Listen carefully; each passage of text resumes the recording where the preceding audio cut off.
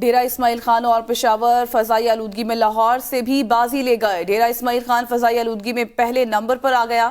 Air quality index 306 record. شہر پشاور میں فضائی آلودگی کی شرح میں بھی اضافہ ریکارڈ کیا گیا ہے۔ اسی بارے میں تفصیلات جانتے ہیں نمائندہ APN نیوز محمد فیاض سے۔ جی فیاض، مزید کہیے گا۔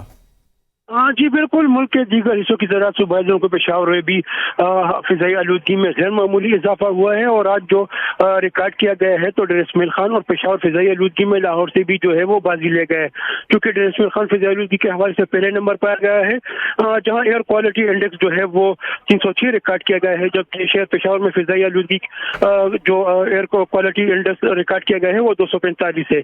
اس طرح کوارٹ میں ایئر کوالٹی انڈیکس جو ہے 134، ملکان میں 97، مانسہرہ میں 124 ایئر کوالٹی انڈیکس ریکارڈ کیا گیا ہے، جبکہ بنو میں 75، کرک میں 153، سوات میں 68، جبکہ ہری پور اور ہنگو میں جو ہے وہ 156۔ بہت شکریہ محمد فیاض خان، اس حوالے سے آگاہ کر رہے تھے۔